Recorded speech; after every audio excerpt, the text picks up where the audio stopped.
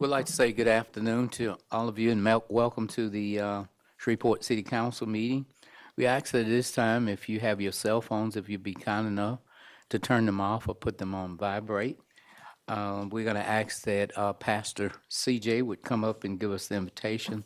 Going to ask that Councilman Jackson would give us the pledge.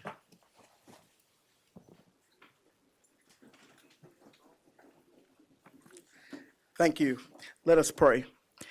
Oh, gracious and eternal God, how we are thankful for your goodness and your mercy and your loving kindness toward us. God, we're thankful for this great citizens of the great city of Shreveport. We thank you for our leadership. We thank you for our chairman, our council members. We thank you for our mayor. We thank you for all of their staffs who have worked hard to keep this city strong and to make this city better. God, we pray for a productive meeting. We pray, Lord God, that you would be in all dialogue that is discussed here at this meeting today. We know that with you, God, that you are able to do exceedingly abundantly above all that we can ask or think. So, God, we're going to trust you with all of our heart. In Jesus' name we pray. Amen. Allegiance to the flag of the United States of America and to the republic for which it stands, one nation, under God, indivisible, with liberty and justice for all. Madam Clerk, would you be kind enough to call the roll? Present. Here, ma'am.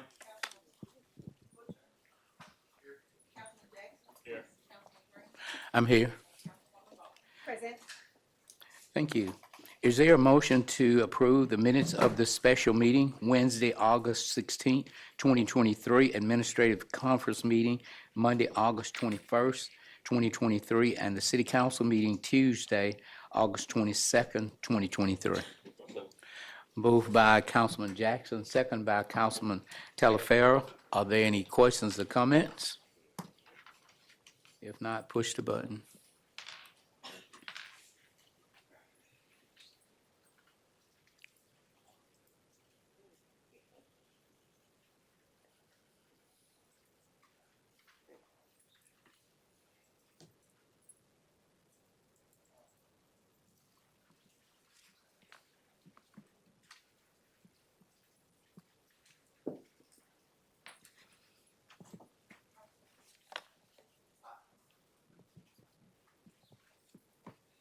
Motion passes with 7.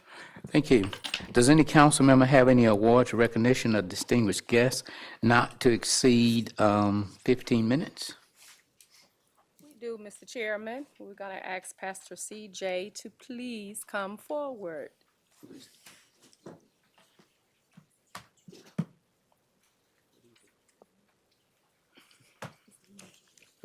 Madam Clerk, would you please read Resolution 111 of 2023?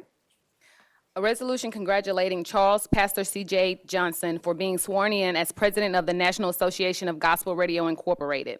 Whereas on September 1st, 2023, Charles Edward Johnson, known as Pastor CJ, was sworn in as president of the National Association of Gospel Radio Incorporated, making him one of the most influential figures in gospel music. And whereas the National Association of Gospel Radio represents radio stations within 42 American cities, it reaches over 1 million listeners, and is America's only trade association for radio professionals working in the gospel inspirational format. And whereas Pastor CJ is the director of KOKA, the Heart of Gospel, the first urban radio station in the city of Shreveport and the second in Louisiana, existing since 1950. And whereas KOKA enjoys over 35,000 terrestrial listeners within the market and thousands worldwide. And whereas in 2022, KOKA was nominated for a Stellar Award in the medium market category, and Pastor CJ was nominated for Radio Announcer of the Year. And whereas a lifelong resident of Shreveport and a current resident of District A, Pastor CJ is a proud graduate of C.E. Byrd High School, Southern University at Shreveport, University of Phoenix, and East Texas Baptist University, where he obtained a Master of Arts degree in Christian ministry. Pastor CJ is currently pursuing a doctorate in ministry at United Theological Seminary in Dayton, Ohio. And whereas Pastor CJ serves as pastor at Faith City Church and president and CEO of CJ Enterprises and CJ Cares Incorporated, a nonprofit organization that has impacted thousands. And whereas for over 19 years, people's lives have been improved due to Pastor CJ's outreach efforts through his church and nonprofit. He uplifts the community through empowerment, employment, and community engagement while providing necessary resources to those in need. And whereas Pastor CJ uses his voice to advocate for causes that matter to him and the community, he believes in helping people reach their destiny, stating, quote, "You have to meet people where they are." And whereas our community is proud to know CJ as a pastor, businessman, leader, and national figure in the gospel music industry. Now therefore be it resolved by the City Council of the City of Shreveport in due legal and regular session convened that the City Council recognizes and congratulates Charles Pastor CJ Johnson for this accomplishment and a job well done. Be it further resolved that this resolution shall be executed in duplicate originals, with one original presented to Charles Pastor CJ Johnson and the other resolution filed in perpetuity in the office of the Clerk of Council for the City of Shreveport. Wow. Thank you. Thank you. Thank you. Thank you.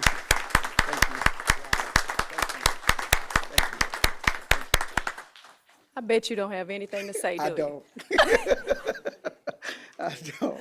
Congratulations. We are ma'am. so proud of you. You have placed Shreveport on the national stage again with your work, and especially in the gospel music arena. So I want to take this opportunity to say thank you for all that you do for Shreveport. Thank you for what you do for this community. Thank you for embracing the beauty of Shreveport and enhancing our roots.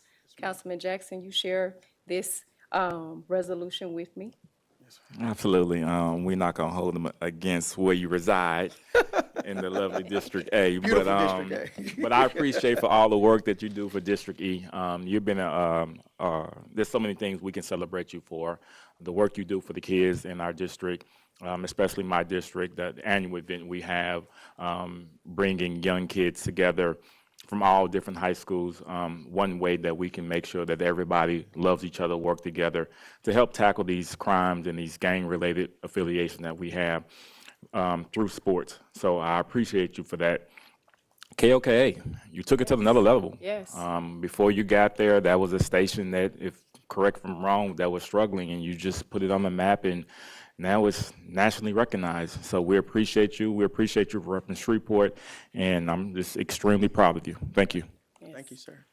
Also, Pastor CJ, thank you for affectionately calling me Uncle James, and you have done a great job, and keep up the good work, and tell Tasha and Rashida I said hello. I will. And so, since you're on the national level, now you are one of my ambassadors along with them. Let them know that I told you. Honored. Honored. I just want to say how much I appreciate everything that you do. We go back a little ways, and when I was pounding the beat downtown, I used to drive by KOKA. I'm going, who is in that little tiny building? Okay, and as it was eloquently said here, you have taken it leaps and bounds to where it was and what it is today, and it just doesn't happen. It's because of the message that you drive out, the sincerity that you have, the witness that you are, the mentor that you are, and I'm proud to call you a brother because I'm so proud of you for doing what you do for the city of Shreveport, and now nationally. So congratulations, my friend. It's truly a pleasure to, again, call you my brother. Thank you, sir. Indeed. Yes, Thank you. indeed. Okay. Thank you, CJ. Congratulations. It's a little more difficult to get you on the phone. We started out when you were down, but thank you for everything you do, and congratulations again. Thank you. Y'all ready? Come on, Jim. Come take a picture.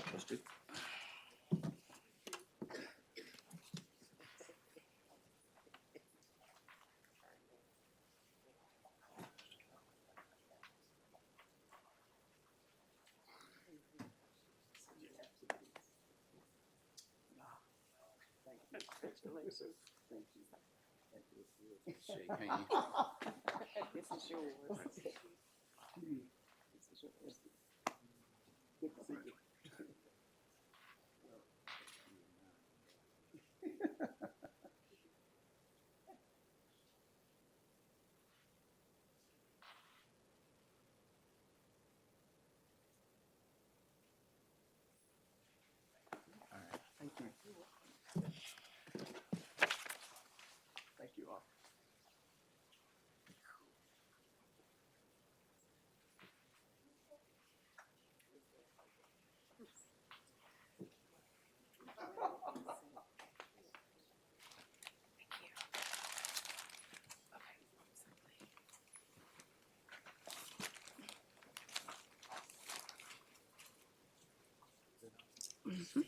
Does any other council member have any recognition at this time?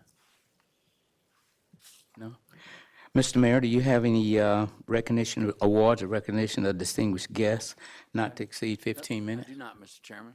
Mr. Mayor, do you have any other communication relative to city business other than the awards and recognition of the distinguished guests? Only that I'm going to request that you postpone the appointments to the Shreveport Implementation and Redevelopment Authority. Yes, sir. Thank you.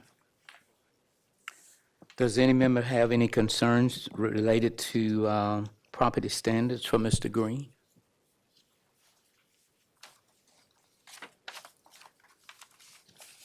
Mr. Chairman, Yes, sir. I'd just like to say, Mr. Green, thank you. The house on Fairfield, across from Betty Virginia Park, very nice job finally getting that removed.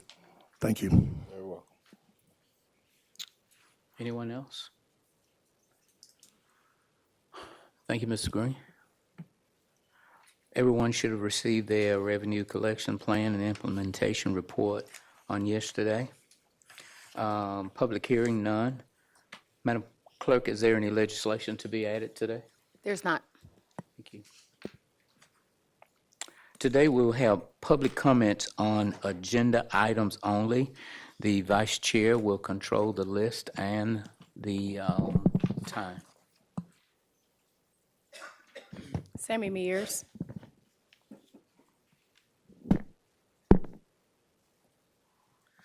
Sammy Mears, 1901 Centenary Boulevard, Apartment M110, Shreveport, Louisiana, 71101. Today, I'm speaking on Resolution 9A113. This is really a great idea to congratulate Pastor C.J. Johnson in being sworn in as president of the National Association of Gospel Radio Incorporation. This is a very great idea, and I want to give my congratulations too. It's a good thing to vote yes today on this, so if you'll do this today, a lot of people would really appreciate it, and so would I. Even though I haven't met him, I still want to say congratulations too. It's really a good thing when a person does really earn something and they win, like being sworn in, if they've earned it real well, which he has. And the lady that won for the United States, the tennis, I think it was, whatever her name was, I can't think of it. But anyway, I congratulate her as well. And if you'll vote on 9A113 today for yes, I'd appreciate it very much. And that's all I gotta say. Chase Boydton.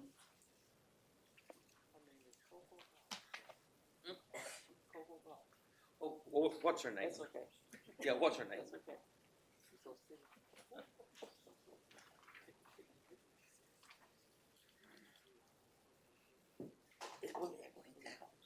It blinked out when I was up there. Hello, my name's Chase Boydum. I live at 640 Dudley. I'm actually here to speak about something that's not on the agenda, so if you'd like me to come back at another time, that's fine. Okay, you can let Ralph know exactly what it is that you want to speak about. Okay, I'll put it on the, Okay, all right, Thank thank you. Sir, is it something that needs immediate attention that we can help you with? well, I hope so, yeah. So I'm a tenant of the, Well, I mean, if it is, then. Okay. If it's concerning something that we can help you out as far as gearing, sending it to a department head, we'd be happy to do well, I could that. speak with Councilman Brooks, and he's my council member. Okay, and we that'd be can fine. You can speak to him. address it the next council meeting, or Okay. if that's okay.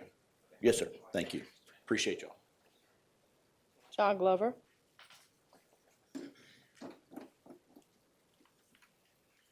Good evening. John Glover, 9100 Walker Road, Apartment 217, Shreveport, 71129. It was some weeks ago when I stood before you all requesting a legislative audit. Here on the agenda item, Resolution 116 is to, I think, address that request. If that is indeed the intent and purpose, can someone share with me the process and procedures that was undertaken to choose the attorney that you all are supposed to be voting on as a special legal counsel to address the legislative audit? Thank you. Ms. Glover, Mr. Chairman. Ms. Glover, I authored that. Is it okay, Marcus, could you come up and explain that? Thank you.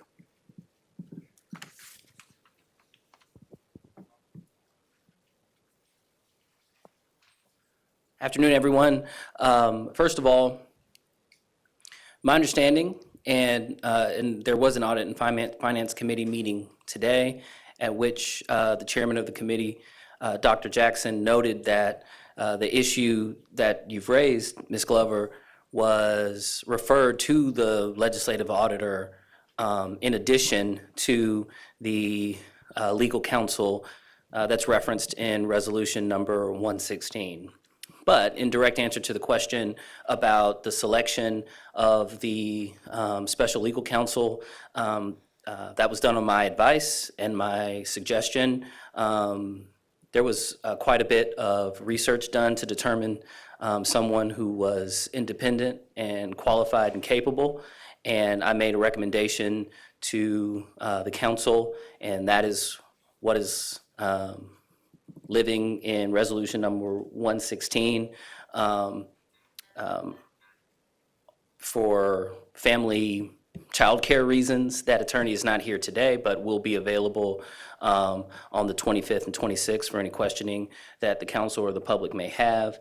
And the person was selected for their independence, their capability, and because it's someone that I trust. So, Ms. Glover, I think that there's two different issues that you're talking about. You keep saying a legislative audit. What the council approved at the last council meeting was a council investigation, which is totally different than a legislative audit. From the time that went, if I'm not mistaken, to the mayor's office after it was approved, it was turned over to the city attorney, and the city attorney, without any influence from the council, presented this name.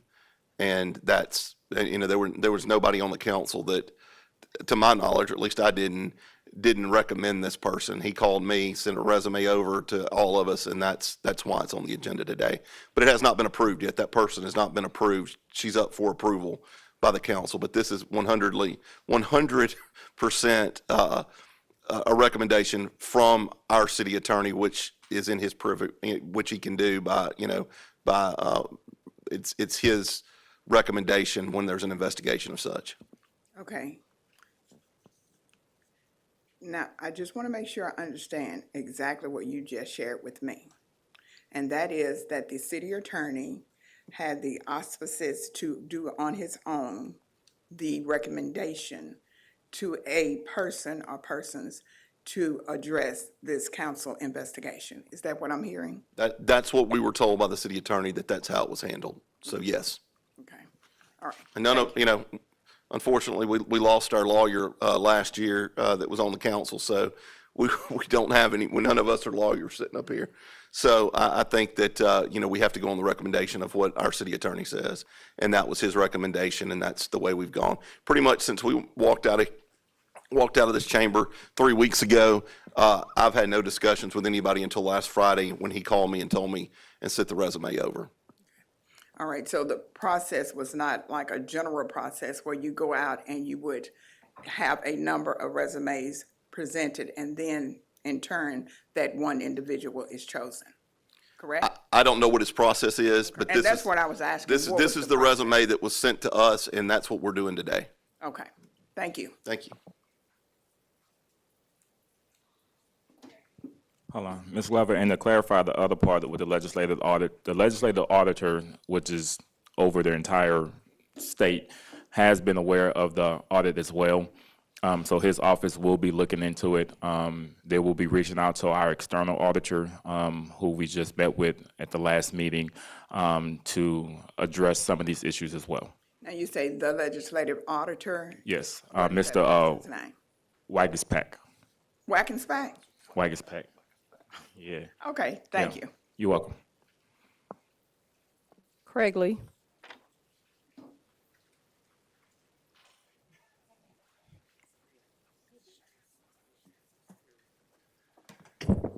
Craig Lee, 1112 Prospect Street, Shreveport, Louisiana, in the magnificent District B. Now I'm really shocked because of what Councilman Butcher just said, that we the city council, am I hearing this correctly, does not have council attorney since last year? Did I hear that correct? No, that's not what I said. What I said was, whenever the special investigation was voted upon, the process was to give it to the city attorney, who represents the council and the mayor. The city attorney represents us both. Okay. And that was his choice. Now, that name that he chose has come to us for confirmation today to do the investigation. So yes, we do have counsel. Okay. It's the city attorney, and she's sitting right next to me. She is assigned specifically to us. That's what I thought. I just wanted to make sure I was clear on Yeah, that. you're right. All right. So when I relocated back to Shreveport 1994, as a pharmaceutical sales rep, leaving Astra Pharmaceuticals, nobody got pay raises just because a year went by. It just don't happen like that. There has to be some type of work that is done. When I got back to Shreveport, the city of Shreveport's population was 214,000. We're now under 190,000. I'm just gonna be honest, I love the council staff. I got relatives who work for the city of Shreveport. Nobody needs a raise. You know why nobody needs a raise? Because our population is still under 190,000. There has to be some work. And when we start to talk about pay increases, the only people that should get pay increases are the people who do the grunt work. I hear police say they need a raise every year because a year passed, so cost of living needs to go up. And I hear fire say they need a raise. But interestingly enough, the only way that the city can generate tax revenues is by the creation of businesses and their employees, because 70 to 80% of our employees work for the public sector. They either work for the city, they either work for the parish, the federal government, or the state. Guess what? If you work for those institutions, you don't pay taxes. Oh, wait a minute, I do. No, you don't. You recycle tax dollars. Those tax dollars come in from businesses. Businesses like General Motors, oops, they're closed. Libby Glass, oops, they're closed. And they weren't paying taxes either because they had tax benefits. What I'm saying to you guys is real simple. If raises are to happen, especially at the upper echelon, there needs to be some productivity. And that needs to happen by way of increase in population. That needs to happen by way of increase in business development. That needs to happen, because other than that, don't nobody need a pay raise. I'm just being honest with you, other than your sanitation, your water and sewer. But at the end of the day, to now try to now blame Councilman Green and now say we coming in with an audit, and we got somebody who has gone from supposed to be a temporary employee from 140,000 temporarily to now over 200,000 plus dollars. This is insane. And there's no cost benefit analysis of this. You don't get a raise just because you got a degree in a year past. That's not how this works. And that's where we're at in this overall process. And now we're paying for an outside attorney to come in and investigate something. We're wasting money for no reason. It makes no sense. And from that standpoint, no, not only the council should be investigated, all these raises that go on inside of the mayor's office should be raised. Thank you, Mr. I just wanted to say that. Thank you, guys.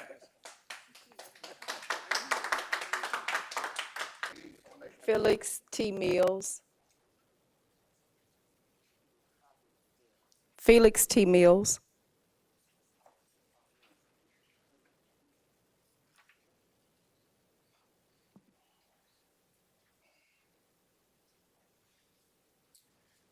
How are y'all doing? I'm Felix Terrell Mills. I own 4450 Hillary Huckabee Avenue, which is the Low Mart. And I was turned down on my rezoning the first time. So I'm appealing to y'all today.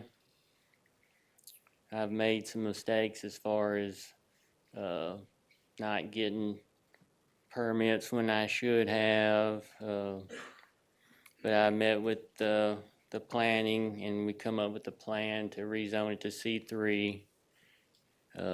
I own a utility construction business that works in 7 or 8 different states. I moved my main yard to Shreveport from Oxford, Mississippi. I had a major project in Bossier and Shreveport. We put in over 1 million feet of fiber to the home in the communities. And there was concerns with the residents about the traffic, the pollution, whatnot. And since then, we've cleaned everything up. We've moved about 30% of equipment to other job sites. We made a big effort to get the equipment moved around the side where it's not in the front, where it looks more aesthetic. You know, that was an old grocery store that had been abandoned for 6-8 years.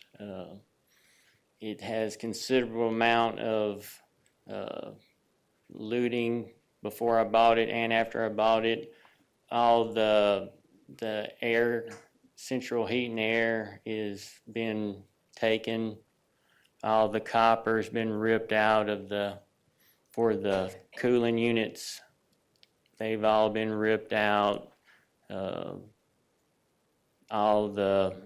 was about a $10,000 bill just to get the power hooked back up. We keep the place clean and up. Right now, we're working 2 people out of that yard. We're working in other states. And I have went and talked to several people adjoining my property, which is 5 acres. One is 3026 Oak Forest Lane, and I would say probably 30% of those houses are occupied, and I've had not one person object to what I was doing. I talked with the lady, Gloria Miller, at 3026.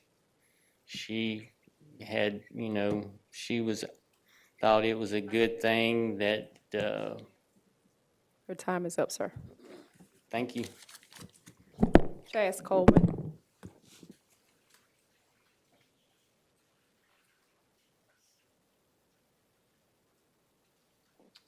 Good afternoon, Council. My name's Chaz Coleman. I'm at 333 Texas Street, just right across the road on the Regions Tower.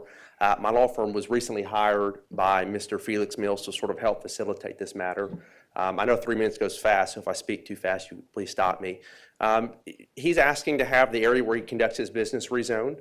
In short, he has a facility where he stores equipment at. He works on that equipment and uses it to put fiber and work with the local companies, AT&T, and put Wi-Fi through the region. To do that, he needs the area to be zoned as a C3. I believe it's a commercial area instead of a C2. At this point, he's been operating there. When he bought the building, he was unaware of these zoning requirements, and he's certainly apologetic for that. But there were some mentions from people in the area before the MPC who had concerns, and I believe that was one of the reasons why he was not rezoned. I just want to bring a couple quick points to that. First of all, he's not bringing any undue traffic to the area. The area used to be a grocery store. A grocery store could move there today, could move there tomorrow, a restaurant, a school. That brings in far more traffic than someone who stores equipment. Number 2, there was concern about safety. His area's been broken into since he's been there. I believe, as I hope this council does as well, having an active business in the area with people spending money in the local economy probably produces a safer environment. I mean, this building's been run down for 8 years. No one's been there. And unfortunately, if he cannot do this business, it probably will stay vacant again. And finally, number 3, there was concern about it being an eyesore. Of course, they're right across the street from KCS, which is probably why the area's been vacant for 8 years. And at this point, no one else is probably going to move in that facility. It hasn't happened in 8 years. And so I understand it may not always be aesthetically pleasing, but what's worse for the city is a vacant building that's being run down, broken into. And my client is trying to just do an honorable business. He's trying to work within the community. And so for this reason, this is not a business that's going to bring high traffic. This is just something he wants to do, for the most part, that really is not even open to the public. And so he wants to better this community, as I know the city council does. And finally, this is the last thing I'll say. This is only a request for rezoning. If the city council grants this, he still has to go get a special use permit. And so as was mentioned in the MPC staff recommendation, which I believe you have in your file, any concerns by the residents in that area would actually be addressed at the special use meeting where the MPC could regulate that and put standards. And so I'm sure we have people in the community here to speak in opposition of him. I'm thankful they participate in this process and they care about our city as much as we do. But their concerns would be more so addressed with a special use permit. And at this point, you know, there's a saying, if it ain't broke, don't fix it. Well, it is broke, and so we need to fix it. And so if reclassifying this just opens up additional uses for the facility, I say that's a good thing after 8 years of not having anyone there. So unless the council has any questions, I would certainly like to cede my time, and if they have any questions later on, I'm willing to speak on behalf of my client. We'll ask when we get to that segment. Carlos Lott.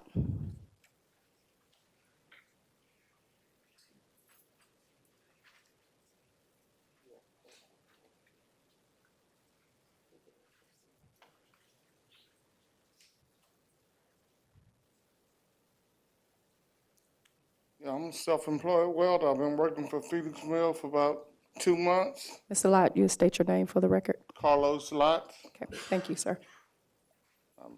I'm a self-employed welder. I've been working for him for about 2 months. And when I started, it was a little congested up there, but everything's been cleaned up and everything's going fine from as far as I see. I live in the neighborhood too. So I was just coming out here to help support him. I mean, I don't see no reason to shut down. Thank you, sir. Gene Humphrey.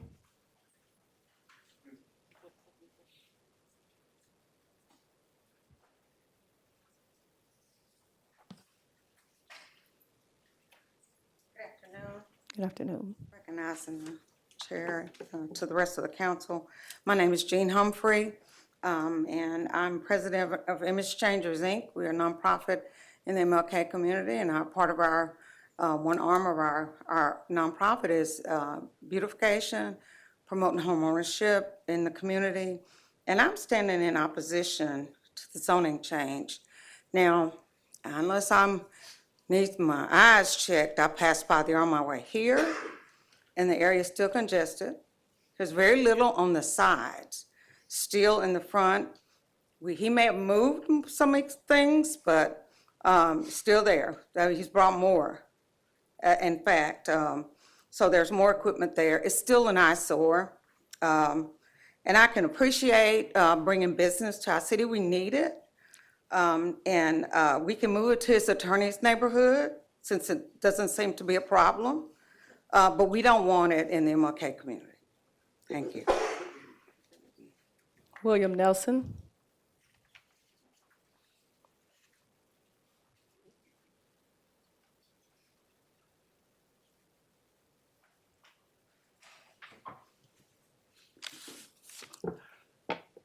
Yes, William Nelson, 8349 Brookington Drive, Shreveport, Louisiana. I'm a neighbor of Mr. Mills there.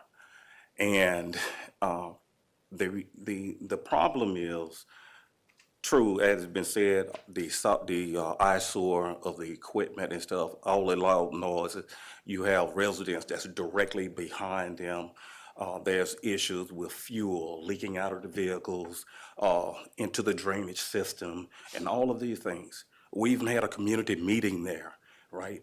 He took no interest in listening to us or even trying to address any of the issues that we have. Now, Mr. Mills had an opportunity to purchase some property at 3919 Mansfield Road that had the proper zoning and everything that he needed, but he chose not to do that as a businessman. That's right, that's his choice. But then he chose property that was not zoning property, that was not zoned properly, and want to force a new zoning down the community throat. And that is not right. He should have purchased the property that he had a contract to purchase. Thank you. David McDaniels.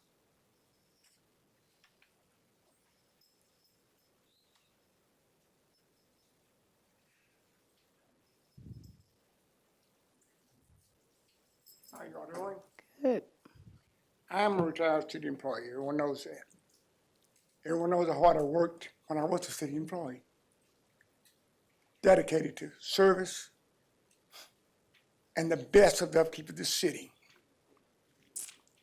Sometimes at the risk of my life, extent that you wouldn't even want a chance. But I run a sports program also. I don't live on Cooper Road. But my body of members that I put in that program, so many have elevated to the next level, NFL, WNBA, people know it. I traffic the Cooper Road, Cherokee Park, mostly for those kids. I'll say what a coach says when it comes to me. I wouldn't go to Peach Street like McDaniels. I wouldn't go to Scott Street. I elevate those kids. Problem I have is the large trucks that he has coming onto the roadway, blind spots. Please turn off your cell phone. Sorry. Sorry, you can go ahead. I'm patient. The other problem I have is my prior knowledge.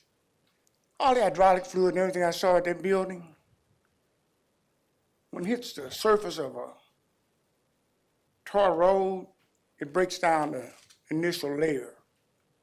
Control stops are totally impossible. Accidents, injury. I pick up my kids. I'm one of the only sports agencies in this area that do that. Vans and everything else.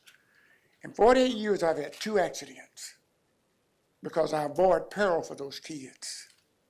I don't need it happening. It's not just the eyesores, the pollutants. The man had about 40 truck filters just laying around. Oil, seepage, hydraulic fluid, gas, rocks. Then he's talking about a meeting at the building. It was so filthy you couldn't even go in the building to meet. So much fluid on the floor, another activity. Upkeep is one thing. No fencing, no security. My kids run through there, heavy implements, all kind of activity. So I look at the active endangerment, traffic flow, my kids, the area. I say no. That's about all I got to say. Thank you. If you have your cell phones, I'm going to ask you to silence them, please. Is it Carl Staten? Somebody's cell phone happy.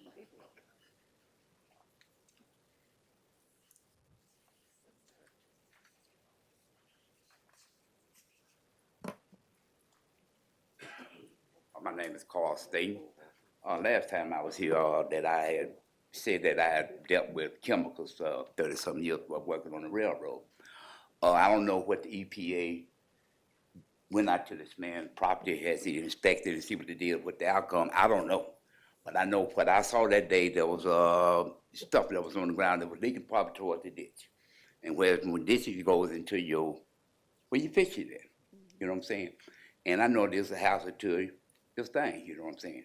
So whatever the EPA, I don't know what the deal is. I don't know what y'all got back to this, but what I saw, and I know what I dealt with chemicals 30-some years on the railroad, and I know what the deal is. Thank y'all. Thank you. Carol Smith.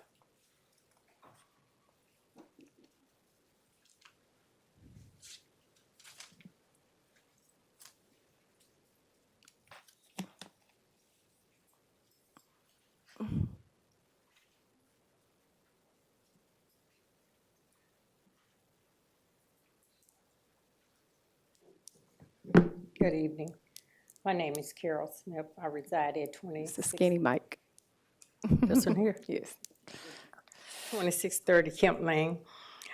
I'm coming up here to speak against Ordinance 91. I recall the day that I was driving down Hillary Huckabee Highway, and I decided to stop and take pictures of the old low mark. And I was on the side where KCS Railroad was.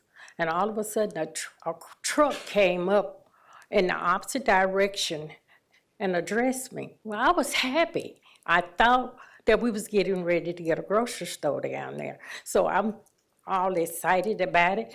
He asked me, why are you taking pictures of my building? I'm like, well, I thought it was a grocery store coming. And he kept saying, what you taking pictures for? I said, are you bringing some to our community? He said, why are you doing this? And I'm like, I thought you was bringing a grocery store. I'm excited about it. I want something for my community. And I really didn't realize he was harassing me at that time until after I had drove down the street and I thought about it. I said, this man was really saying something harsh to me, and I was afraid. So when we got ready to go back to the meeting, I told Ms. Humphrey I was not going on there until someone else came, because I didn't know how that man was going to treat me if I stepped on his property. And that area, it is not like he said it is. I went inside. It is really, really dirty with oil and grease and all this stuff. Yeah, he done moved trucks around. He done cut the grass because he knew he was coming down here. But what about before then? And what about afterward? I want you to vote no on this. I don't think he need to. He need to move and go somewhere else. Ms. Irma Rogers. That's rather blunt.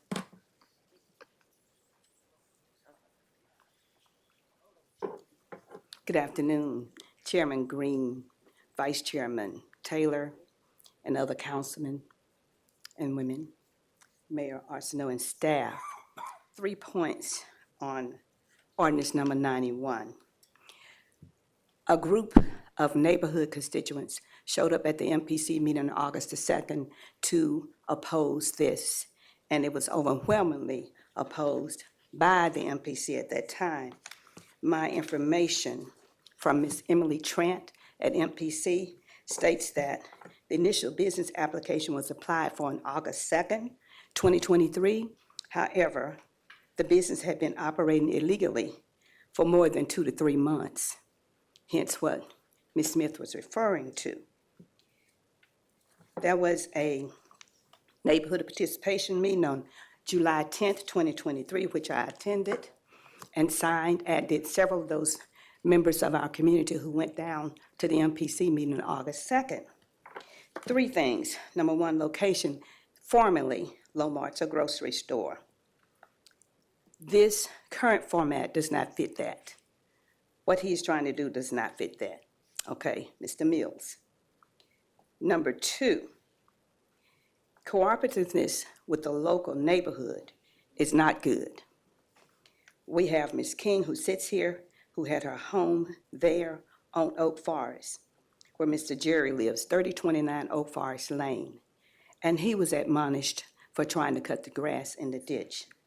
Going to the problem of the ditch, there is a runoff on either side of Lomart's. If you go out and look, you'll see it. Up the hill on one side is where our senior citizens live. That's King Gardens. On the other side is Oak Forest, which has been there for a long time. There was a reference to KCS. KCS was there before the neighborhood was built. The railroad has been there almost the same time the neighborhood. We're talking about over 70, 75 years, or something of that nature. KCS has setbacks, they have fencing, they have pollution control, they have a lot of controls, okay?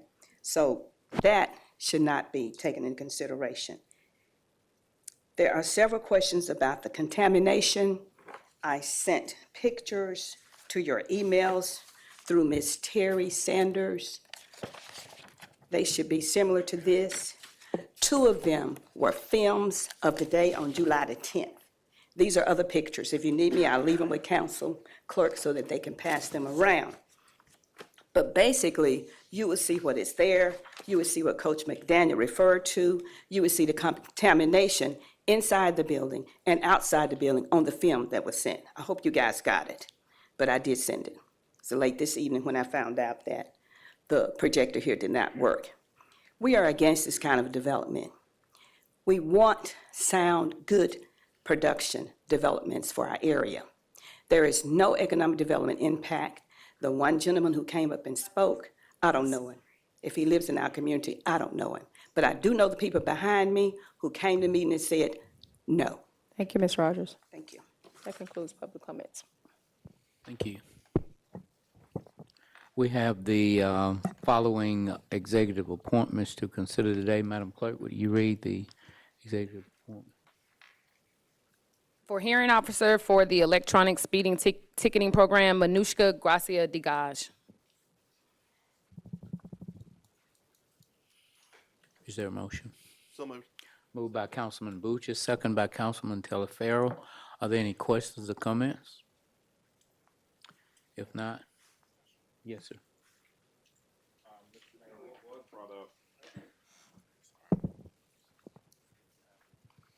What was brought up at our meeting on yesterday, nothing against this confirmation, but some of the citizens wanted an explanation as to if a ticket is issued and they have to appeal it, they're appealing it basically back to the city. They're appealing it to an attorney that was being confirmed and recommended by council and not necessarily to a judge. I've encouraged them that all of our hearing officers will be impartial and look at the case and make the best decision. But I also wanted you to kind of address that, at least for the public. Dr. Jackson, these are not traffic tickets in the sense of a criminal violation. They are administrative fees, and that's why this is an appropriate process. I have complete confidence in the fairness of this particular appointee as well as the one who is currently hearing the cases. Thank you. Are there any other questions or comments? If not, push the button.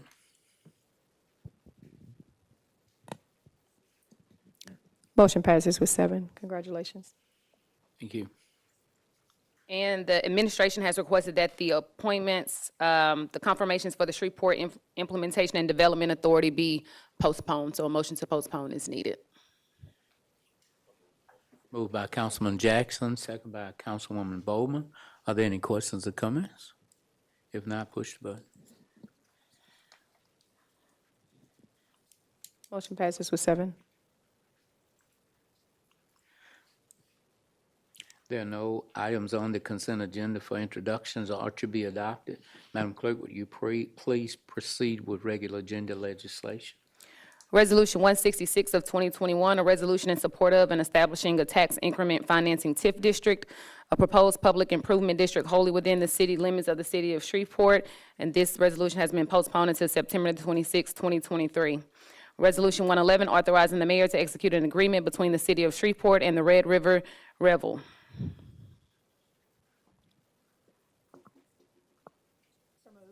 Moved by Councilwoman Bowman, second by Councilman Brooks. Are there any questions or comments? If not, push the button.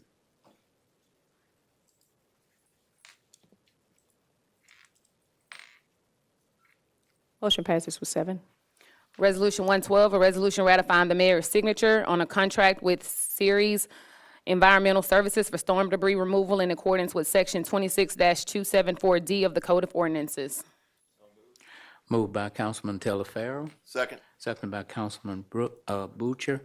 Are there any questions or comments? If not, push the button.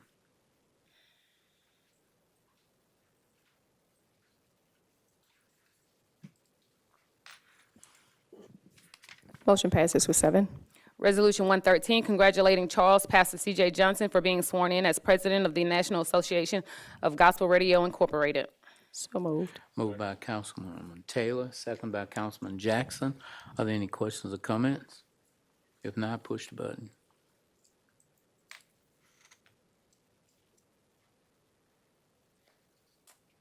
Motion passes with 7. Thank you. Madam Clerk, would you proceed with introduction of resolutions not to be adopted prior to September 26, 2023? Resolution 114, authorizing a contract between the City of Shreveport and the Independence Bowl Foundation Incorporated relative to the production of the Independence Bowl and related activities. Resolution 115, authorizing the mayor to execute a cooperative endeavor agreement with the Parish of Caddo relative to storm damage reimbursement. And Resolution 116, to retain the services of and appropriate funds to compensate a special legal counsel pursuant to Resolution number 109A of 2023. So moved on introduction. Moved by Councilman Butcher.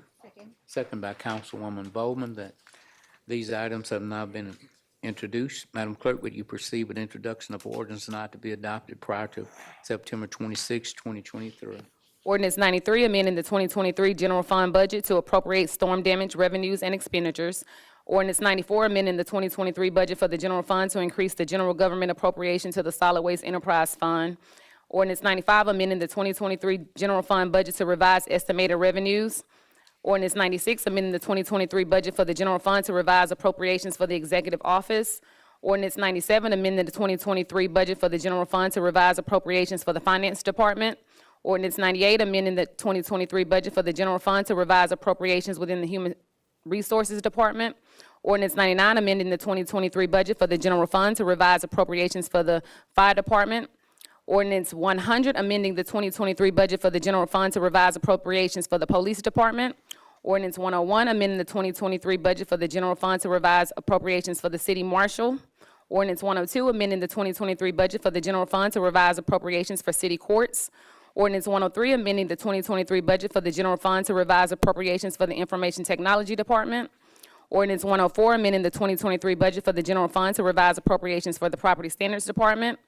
Ordinance 105, amending the 2023 budget for the general fund to revise appropriations for the public works department. Ordinance 106, amending the 2023 budget for the general fund to provide supplemental funding and revise appropriations for parks and recreation. Ordinance 107, amending the 2023 budget for the solid waste enterprise fund.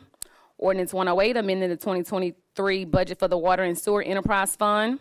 Ordinance 109, amending the 2023 budget for the airports enterprise fund. Ordinance 110 to amend Chapter 58, Article 2 of the City of Shreveport, Louisiana Code of Ordinances relative to noise. And Ordinance 111, amending the Code of Ordinances of the City of Shreveport to add Article 12 to Chapter 78 relative to noise measurement procedures. Thank you.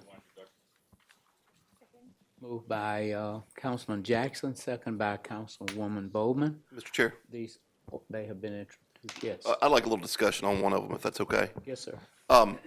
Mr. Dark, and maybe Gary, I don't know, Mr. Norman, there is still a tremendous amount of debris out in the Ellerby Road area, and I don't know if maybe this is going to be, some of it looks like it could possibly be in the parish, or it's on Ellerby Road, actually right at Leonard Road.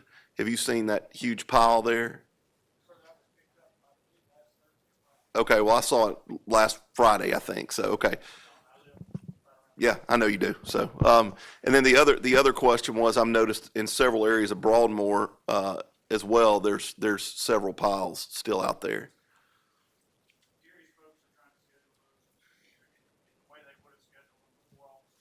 Okay. Okay, thank you. Any other questions?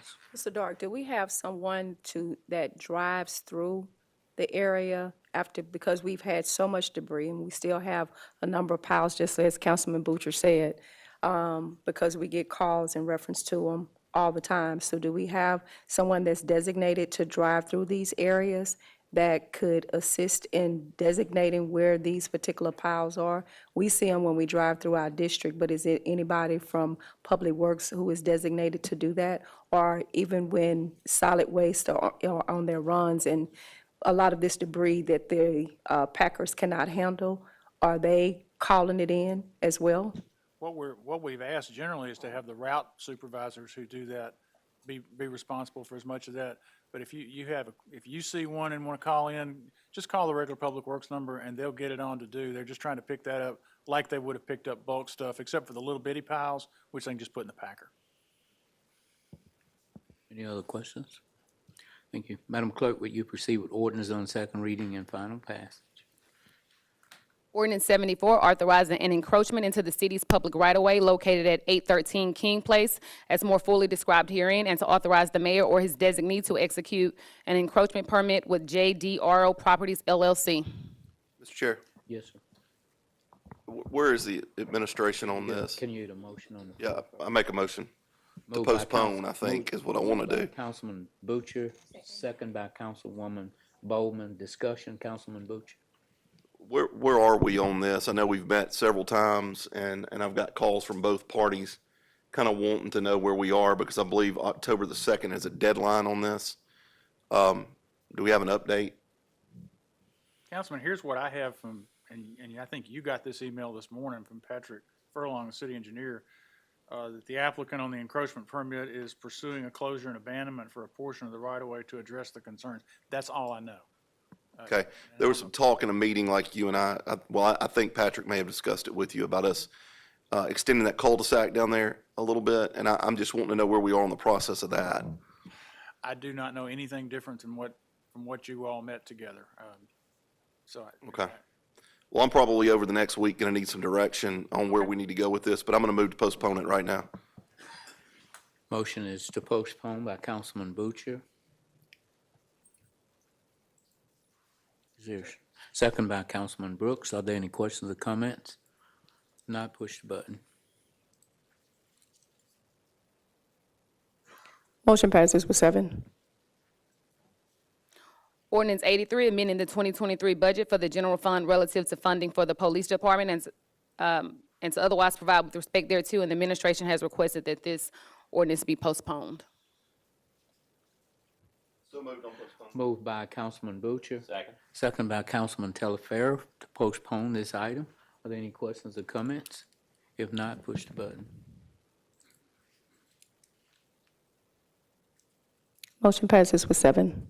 Ordinance 90, closing and abandoning a strip of property adjacent to 1010 Marshall Street and Tucker subdivision in Section 31, T18N-R13W.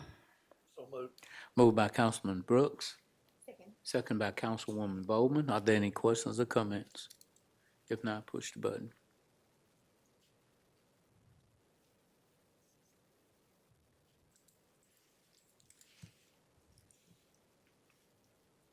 Motion passes with 7.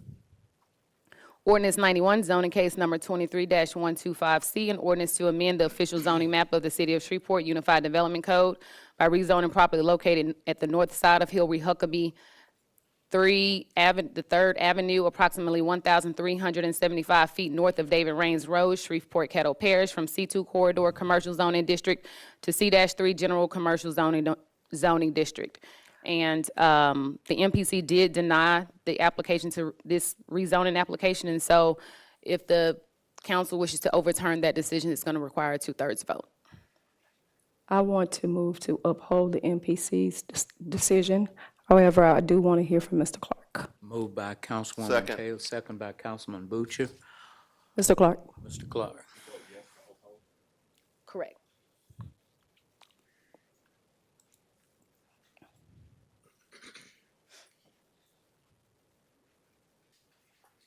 Yeah, I seconded it. Oh, thank you. I guess I just lost any favor with Channel 3.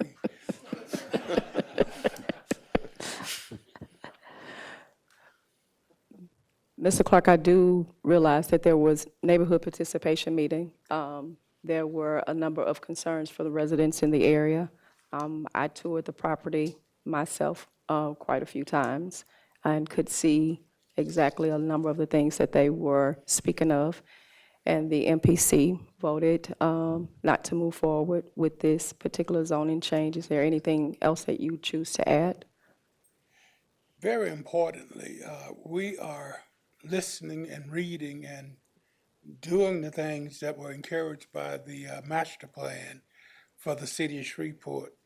And the future land use of this particular property was for urban village, where it would be an urban village mixed use, where there would be mixed with retail, residential, and so forth. And this property actually abuts residentially zoned property, the R3 multifamily senior citizen home, and the residential development to the north. So everything was inappropriate about what this gentleman was applying to do. And, you know, the illusion that some, observations and additional preventions could be done through the special use permit, not actually even imaginable. The site was just inhabited without a permit, without a certificate of occupancy or anything, and we just followed the desires of the residents, because that's why we're promoting neighborhood plans, because we're tired of ignoring what residents are saying and telling them what they want. Correct. I know that there was much discussion when we looked at this, and we had the Industrial Development Board that we had sought out to do an appraisal of the building, and there was a prospect of purchasing the Lomar building beforehand before this gentleman was successful in going in to establish that particular retail development. So with that being said, I'm going to ask to uphold the MPC's decision by not changing the zoning. Mr. Chair, Yes. I agree with Councilwoman Taylor with this 100%. I've been by there on a couple of occasions, and it looks awful. And as depressed as the MLK area is, I would have preferred to have seen something else go in there as well. I think my biggest concern with this whole thing, because I'm very pro-business and I want business in Shreveport, we need the jobs, but my issue is how can somebody set up and it get to the point of where it's as junky and messy as that without the proper zoning? And how can we, how does it get to that point that he didn't have the zoning for it and just set up shop with no, I mean, is there any kind of, I guess, enforcement or anything like that we can do better to keep this from getting to this point? So that was the one of the major concerns that I had as well, for him to be able to be operable at that particular point in time without any permits, and then the chemicals. And I know specifically the drainage area where Ms. Rogers is talking about, because I used to live in those apartments right there growing up. And so you have that little small tributary of water that carries over, and you could pretty much see the chemicals that would run off that way. And so, of course, it becomes a major concern. And I guess, I don't know, environmentally, do we reach out to DEQ to go in and see, to ensure that there is no contamination in the area because of the chemicals that have been released at that location? We have reached out to the city's, city engineer's office, environmental, to ask them to ask DEQ and EPA to go out and look at that particular site. We don't have the capabilities to make any determinations about that site being contaminated. And he was properly cited for the violation, Councilman Butcher, and we have desires to work much, much closer with the city attorney's office, because a zoning violation can go on for 3 to 4 months before it ever gets to court. And we're trying to come up with a better way of addressing violations than the procedure that we have now. I just can't, in my mind, imagine putting a business in a C2, I'm assuming it's zone C2, right? Yes, sir. Right now, in a C2 and doing a C3 business in there and thinking that you could get away with it.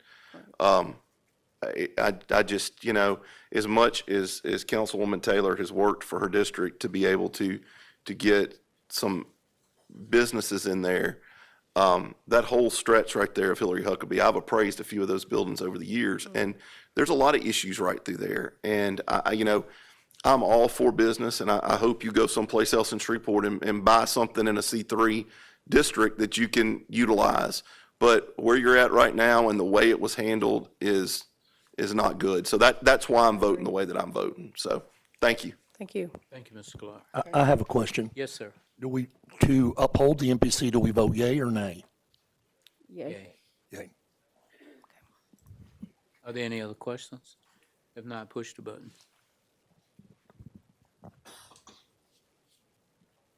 Thank you. Motion passes with 7.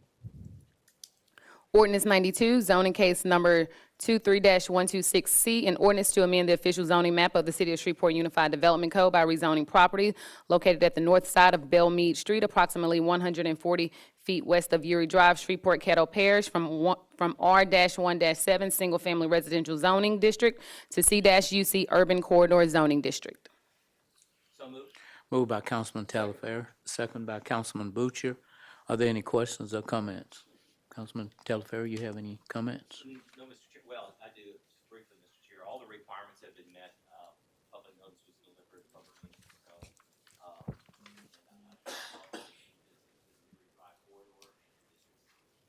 Mr. Chair. Yes, sir. Mr. James, thank you for bringing that.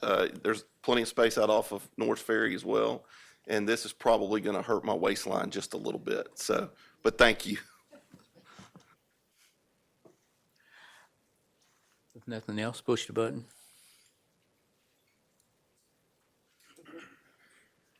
Motion passes with 7. Thank you. Madam Clerk, is there any table legislation to be removed from the table today? No, sir, there isn't. We have no property standards or ABO appeals to consider today. We have no MPC or ZBA appeals to consider today. Madam Clerk, are there any other appeals?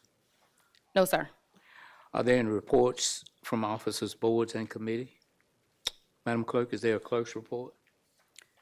There is the following letters of appointment were received from the mayor's office on September the 6th, 2023, and are subject for confirmation on September the 26th, 2023, to the Shreveport Implementation and Redevelopment Authority, Africa Price and Justin Sevier, and to the Community Development City of Shreveport Local Workforce Development Board, Jay Johnson, Marla Mitchell, Justin Tyson, Gloria Washington, and Stephanie Yabarbo. To the Zoning Board of Appeals, Jacoby Marshall, and for the position of Deputy Director of the Department of Information and Technology, Runya Henderson. Thank you. Mr. Mayor, do you have any additional communications today? I do not, Mr. Chairman. Does any council member have any additional communications today? I do, Mr. Chairman. Yes, sir. Over the past few months, I've noticed that the clerk's office has been headed in what I consider a downward spiral. It has become apparent that a change in leadership is required. For this reason, I move to terminate the employment of the current clerk of council effective immediately. Of course, we're not at that point yet. We gotta get to we gotta get to that part. That was your comment, but we're gonna read the legislation that you all have at this point. Any other council member have any additional communications? I did, Mr. Chair. Yes, sir. And this has to do with the chair's comments at one of our last meetings about 2.5 weeks ago, which. Yeah, thank you. Let me push that button. This has to do with the chair's, some of the chair's comments during, our meeting a couple of weeks ago, and it really disturbed me, and I kind of wanted to address that, and, with your indulgence, let me do so. Words have meaning in a time when our city desperately seeks to move forward, shaking the sins of our past, restore responsible leadership, to establish trust in government, and to promote mutual respect based on our character and not the color of our skin. Mr. Chair, your words only serve to undermine these goals. During our last meeting, you insinuated that certain people of a certain race were responsible for the downfall of, or the troubles that we're having within the city and, within the nation. And that the race, and also that you insinuated that during the traffic stop, which many people have viewed, that you were stopped by the police because of the color of your skin. And I believe these accusations were baseless and irresponsible, and as a leader in government, disrespectful to our men and women in uniform. And for that, I believe that you owe them an apology. I don't dislike you, Mr. Green, but I dislike what you say about people based on the color of their skin. This isn't who I am. This isn't who the people that I represent. And while there will always be prejudice in this imperfect earthly world, this should not be who we aspire to be. It is often said that what we tolerate is what we will get. Logically, because we don't want racism in our community, then we must not tolerate it from anyone. Therefore, Mr. Chair, let us promise to demonstrate to all who witness our actions that ensuring the business of the City Hall remains the focal point of our service to the community, to exemplify the principle that none of us in this community is more important than the whole, and that the citizens can trust us to always remember the whole is greater than the sum of the parts. In other words, our influence collectively is more important than the influence of any one of us. Thank you, Mr. Chair. Thank you. Anyone else? Before I give you the mic, let me just give a brief response. Councilman, the reason that I said what I said, and of course I've talked to the mayor and I've talked to the chief, and of course we were going to go into executive session to talk about it on yesterday, but we didn't get a chance to. what happens is what you saw on TV is not the whole video as to what happened during the traffic stop. The mayor and I have talked about it. Mr. Mayor, would you address that you and I have talked about it? I can confirm that we have discussed it, Mr. Chairman. And so therefore, before you go to conclusions as to what I said and how it was, that's why we needed to talk on yesterday, because I said to the mayor that I knew this was going to come up. I had talked to the chief about it. When it happened, within 24 hours, I talked to the chief. And so therefore, we had talked about some things about it. The reason I did not have a press conference is because the issue was so serious that I did not want to publicize it. So therefore, what happens is the part of the stop that you saw was just the part that the dash cam covered. It was not what happened in the car. And so therefore, Mr. Councilman, you're seeing part of the story. And when I said what I said about being stopped while being black, I was in a neighborhood, black neighborhood. I was 2 blocks from my house. If you could see the video and if you could hear the audio, then you would understand what I said and why I said it. But I've discussed with the mayor that we could not discuss it publicly. And so that's why you only saw part of what happened. You did not see the whole deal that happened. So that's what happened. And I'm not at liberty. I promised the mayor, we agreed that we would talk to the council and then we would go forth. So therefore, that's what happened, Mr. Councilman. You did not see the full story. And so what I said, I was not trying to speak out of context. I was only speaking as to how I felt as to what happened in that situation. It had nothing to do with a citywide. It just had something to do with that particular issue. It was not to put a blind spot or a bad spot on the police department or no department or nobody in this city. It was just what happened in that incident. Okay, Mr. Chair, I wasn't referring to the video at all. I was referring to your chamber comments in which you were very, Can you give me a little specific, sir?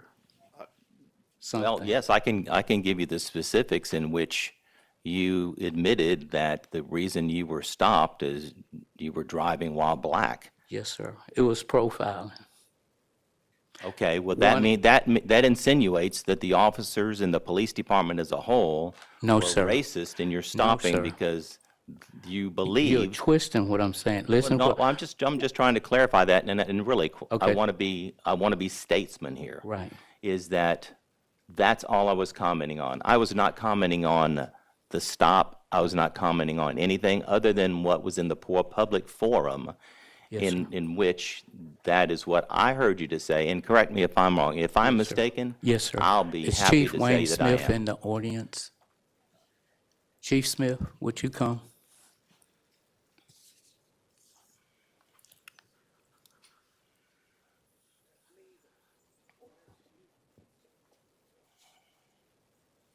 Thank you, Chief. Chief, within 24 hours, did I contact you about this situation? Yes, sir, that's correct. Chief, in the city of Shreveport, how many tent meters do you all have? We do not own any. In order to tell whether or not your tent is too dark, what do you need to do it? How do you do it?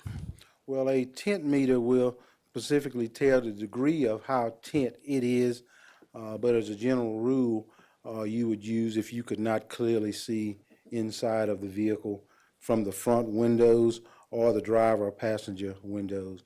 But we do not have a tent meter that I know of that would tell us specifically the degree of darkness.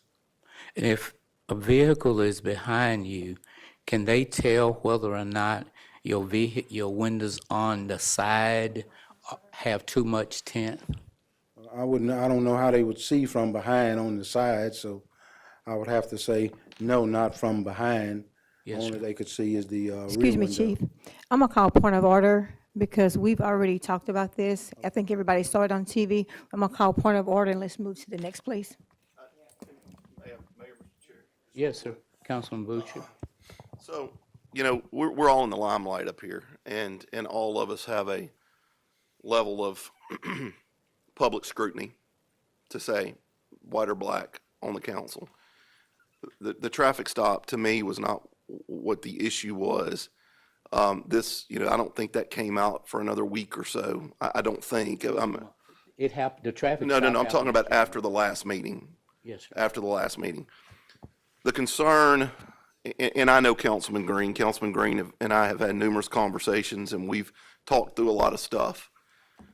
The concern is the calls that I got from a number of constituents, and I think what Councilman Talaferro was talking about was the statement that, and I'm not going to quote it, but to the certain extent that black council members have not messed this up. It's been the white council members that have messed it up, and white people have messed up the nation. That's the calls I started getting. A lot of them were, he needs to be removed as chairman. I'm not of that opinion. But my opinion is, you know, we talk a lot about Shreveport being a 60% black African-American community, and that is accurate, but we're also a 40% white community. The majority of my district, by no makings of my own, is now 90-something% white. So after I thought about it, when I started getting the calls, I mean, we've heard stuff. I mean, I've heard you say a couple of years ago, you said that my mama told me that to only be scared of two things, white women and the police. And I'm like, well, my wife is a white woman and a police officer, so you got to be really scared of her. So, I mean, you've said things like that, and I take it kind of with a grain of salt, and we move on. Because sometimes we all say things in the spirit of what we're doing that we may not really mean. But this kind of, as I started thinking about it, I thought, you know what? So you're saying that 90-something% of my district is what the problem is with Shreveport. And that's the exact thing that's fueling the majority of my district to want to de-annex from the city. The calls are, if they don't want us, why are we still here? And I have to fight that battle every day because I'm like, well, number one, you wouldn't have any water. Number two, you're going to have to build this. Number three, you're going to have to do this. That is not a feasible thing for me. We are better as a whole. So my concern is the calls that I got, and I think, I'm not speaking for Councilman Talaferro, but I don't think the traffic stop is what he was talking about. It was more the concern of what was said in the last part of your statement.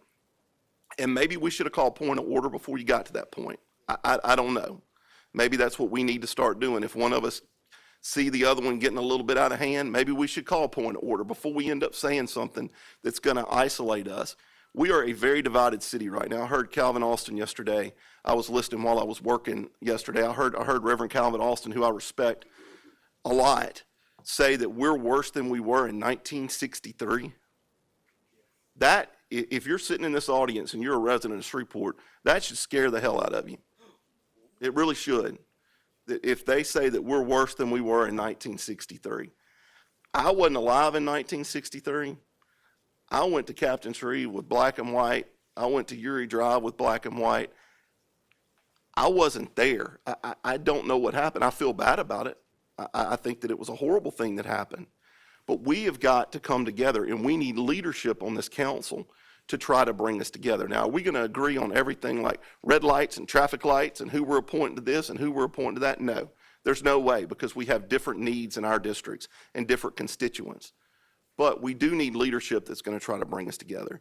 And that's I wasn't going to say anything today, but when I think that Councilman Talaferro was meaning that more than he was meaning about the traffic stop. Because look, there's two sides to every story. I know that. And I don't take a whole bunch out of that traffic stop. What I do take a lot in is the statement that was said at the end of the meeting. So. Thank you, Councilman. Thank you. And let me just say this. I was not talking about the city of Shreveport. I was talking about the votes that been taken by previous council members up here as to how things were voted into our different districts when the numbers were different. I was only speaking about the numbers have changed up here and everybody in the city or people in the city were nervous. I was not relating to people all over the city. I was talking about specific that before it was 4-3 reverse. Now that it's different, I was saying that people are nervous that we were going to mess stuff up because it was 4 of us and not the way it was. I was not in any ways wise saying anything about the citizens of this entire city. I was just speaking about this particular board. So I assume that that's an apology to those people that took it the wrong way. Yeah, so y'all took it the wrong way. I was not talking about y'all. I was talking about how people feel now that the numbers have changed up here, that we were going to be different. And what I was saying is that we were not going to be different. You and I have worked together. You and I talked. You and I have had disagreements. After the meeting is over, we're back the way we were. You've never held anything against me. I've never held anything against you. We worked for 4 years together. We've never had a bad moment. During the discussion, yes, you or whoever is up here discuss how they feel. After the meeting is over, then we move to the next point. And that's the way you and I have been. We have not had anything to lay over. It does not matter how passionate you were about what you believe or how I believe. After the meeting was over, you can testify, and anybody that have served with me can testify that after the meeting is over, whatever happened then is over. You can testify to that. Because I've never come back with any animosity. I've never come back with any layover meetings. I just said what I said. I felt in my heart that I needed to say that we worked together up here. In fact, our last council, we worked hard every day, every week, and we got a lot of things done. Did we all agree? No. Did we have knockdown, drag out? Yes, we did. But after the meeting was over, it was over. Is that true, Councilman Butch? That is true. I mean, that's business. Business is business to me. And I don't have any personal animosity, but I can't not bring up what constituents were Yes, sir. saying to me what they were offended by. Because as I thought about it, it offended me too. Yes, sir. But I appreciate it. You know, people say what you don't know can't hurt you, but what you don't know can kill you. Because if there are some things that people took the wrong rate that I said, I'm big enough, I'm Christian enough. I have the love of Jesus in my heart to apologize. So to the citizens of Shreveport, I was not talking about you all. I was talking about the makeup of this board. Somebody's talking. I was talking about the makeup of this board and how things used to be. And that now that the numbers were changed, that we were not going to do anything to hurt this city. Maybe it didn't come out that way, but that's what I meant. Thank you. And I meant nothing else. Whatever is being said, whatever, I sign up to be kicked around whenever people decide to. But you'll know the truth, and the truth will make you free. So again, I apologize if you citizens felt that I was talking about you all. I was talking about the makeup of this board. That's all I was talking about when I was on the council before, that how people would vote whatever in my district and I had no say. It was hurting. We have not experienced this with this council, and that was what I was saying. Thank you, Chief. Mr. Chair. Yes, sir. Right before this meeting, we met with the Audit and Finance Committee. Our external auditors and our internal auditors presented. The external auditors, Carl Riggs, I wanted to inform, they rendered a unmodified opinion, which means that we can rely on our financial statements. Those statements was accurate. Ms. Dart, I want to give kudos to the finance department for getting everything on time. We did not have to ask for an extension, so definitely kudos to them. That's not something that happens a lot, so let them know I appreciate that. And that was it.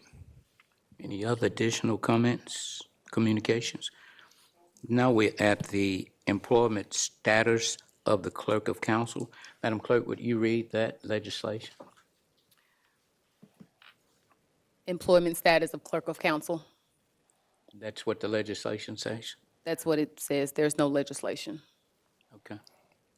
I've made a motion to I'll second it. Moved by Councilman Brooks. State your motion again? to terminate the employment of the current clerk of council, effective immediately. Okay, and I'll second it, and I do have comments. Moved by Councilman Brooks, second by Councilwoman Bowman. At this time, the floor is Councilwoman Bowman.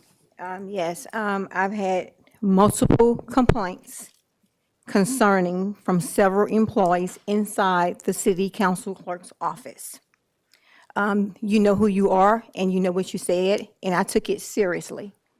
I have been telling you, Chairman, that your council clerk office is on fire, and nothing was done. Councilman Brooks, are there any specific reasons why this should happen, Councilman I Brooks? just feel like we need to move in a different direction. Okay. Are there any other questions or comments? I would like to hear from Ms. Flemings. If this is concerning her, I definitely want to hear from her. This is my first time hearing of any complaints. I don't want to put anybody on the spot. I serve the council. I'm in there a lot. I have not been told of any complaints or any issues. I'm not sure. I don't know if the HR person is here, but I'm not sure if it's okay for these people to come forward. But it's hard for me to make a decision on complaints that I'm not even aware of. I do have. Before you make your Go ahead. complaint, before you make your statement, this is what I know. Ms. Fleming is the clerk. Ms. Bogan is the deputy clerk. Jackie is with the budget. Terry is, I don't know exact title. Ralph is the Deputy director. clerk. She's a deputy clerk. This is what I know. I had meetings with the staff, with everybody there the day that I had the meeting. Mr. Ralph was late. When he came in, I said to Ralph, and I said to all of them, that Ms. Fleming, you all answer to Ms. Fleming. I made it perfectly clear. After that, then I got reports from Ms. Fleming that Mr. Ralph Johnson was insubordinate, that he was not doing anything that she would tell him. That there were newsletters that was put out that all of them were messed up. With all that was going on in the office, one day in the back, I said to Councilwoman Bowman, and Councilwoman Taylor was present, I said that if, in fact, Ralph is insubordinate again, I was going to get some other members of the council and fire him. So therefore, what happened? That's Ma'am, incorrect. you will have your Okay, chance. thank you. And so therefore, I was not in any ways wise trying to fire Ralph. I only wanted Ms. Bowman to take it back to him to say, please, would you work with Ms. Fleming? I never talked to not one council member up here about firing Ralph. Not one, not zero. Never talked to not one councilman. They're here. I never went to one council member to say that Ralph needs to be fired. I only wanted them to work together. That was it. Maybe I used the wrong strategy, but that was it. Quick question, was that before or after the raise? That was before. That was before. Okay. That was completely before the raise. Councilman Ball? I'm good. Thank you. Any other questions? This time, we call for the Sir, Chairman, I have statement from Ms. Fleming. so I've prepared a statement. It's a little lengthy, so please be patient with me. This statement is not meant to be a plea to stay in this position. We are here because apparently 4 council members have decided they will fire me today, and my intention is not to try to sway anyone's vote. My goal is to show the public why Shreveport can't keep young, talented professionals. You have not heard any council member speak negatively about my overall work performance, my skill set, the quality of the work I produce, or my professionalism.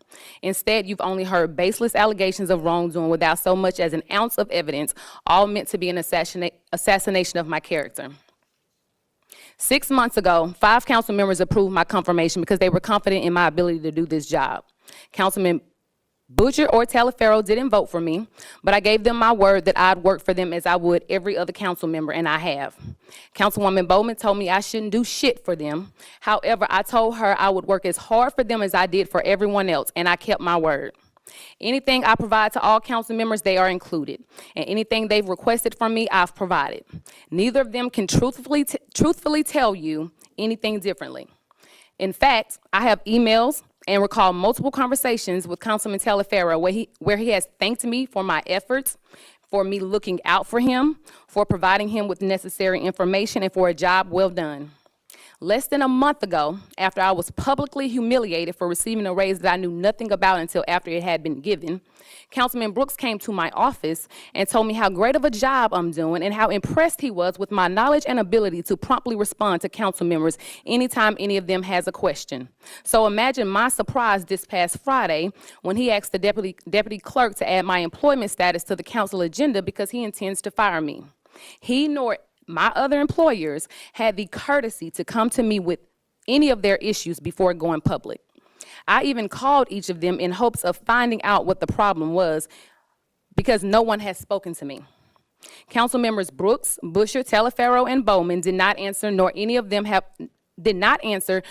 any of them returned my phone call.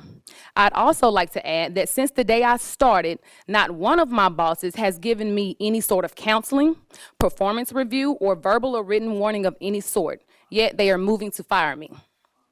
I can't help but think this termination is the result of a series of instances where I either spoke out against something I didn't agree with or rejected invitations that I believed were inappropriate. Around the time that I was confirmed, I attended a dinner where Councilwoman Bowman allowed Councilman Brooks to say the word nigga. I gave him pushback in that moment and let him know that it wasn't okay for him to use that word. Yet Councilwoman Bowman said nothing. There was also another council member and his wife present. The other council member stated he didn't hear it, but his wife did, and she was so upset that she left. When I later questioned Councilwoman Bowman about why she remained silent, she told me he was a different type of white guy, and she wasn't going to say anything because she may need him later. I guess she was right because she was able to convince him to take the lead on firing a young black woman so that she wouldn't have to be the face of it. Prior to that, Brooks had told me that black women like him and other white men can't get away with the same things that he could with black women. In that same conversation, he told me he hardly ever comes to the council office, but now that I'm working here, he may come more often. I blew off his comments initially, thinking maybe he had too much to drink. But after hearing him say the N-word, I knew he thought he could say and do whatever he wanted. After this, anytime Councilwoman Bowman asked me to join her and Councilman Brooks for drinks, I declined. When Councilman Brooks texted me past work hours, asking me if I was home or getting out tonight, I did not respond until the next morning. When he asked me on multiple occasions to join him at his bar for steak and drinks, I always declined. I also didn't accept Councilwoman Bowman's invitation when she asked me to go to Dallas with her and Councilman Brooks, stating she was going to make him take us shopping. It's clear that at one point, these council members were fond of me. In fact, Councilman Brooks was so comfortable with me. Quiet the noise, please. In fact, Councilman Brooks was so comfortable with me that he told me he was previously in business with a young black man who he knew was a drug dealer, but he didn't care because he was making money off of the young man.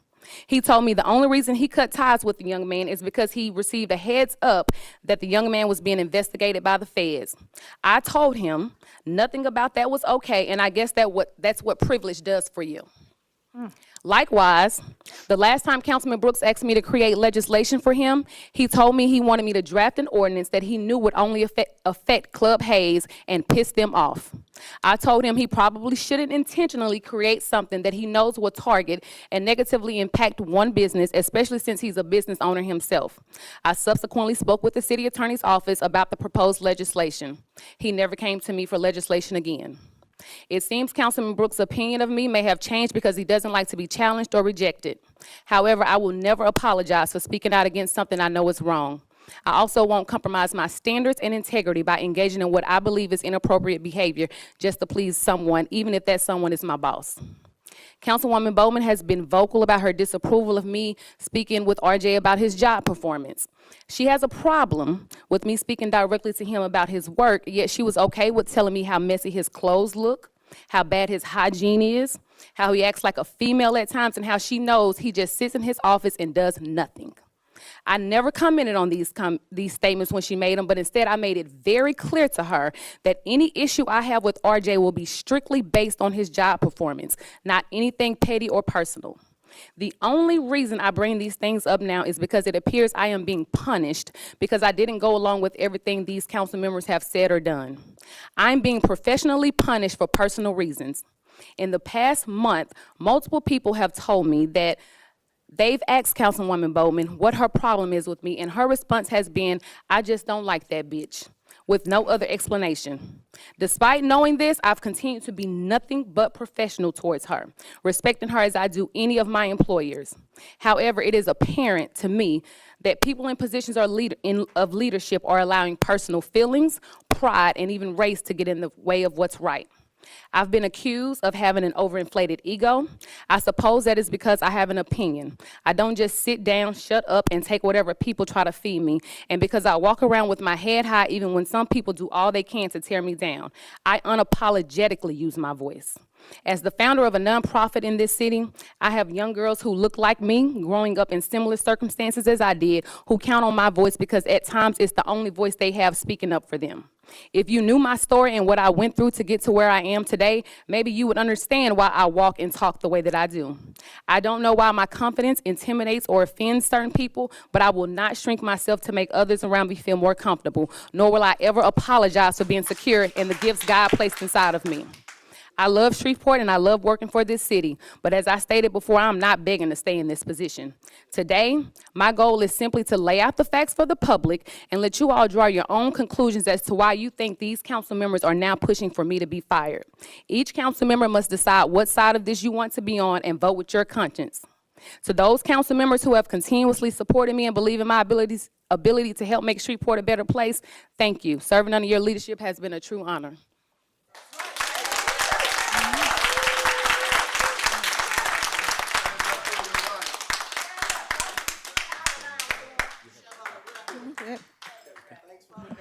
Thank you. Thank you. Would you please be quiet? At this time, we call for the vote.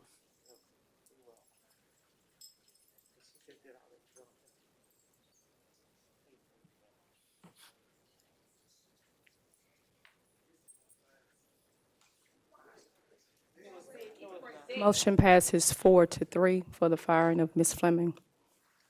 Executive session, there are none. If nothing else to come before this body, we stand adjourned.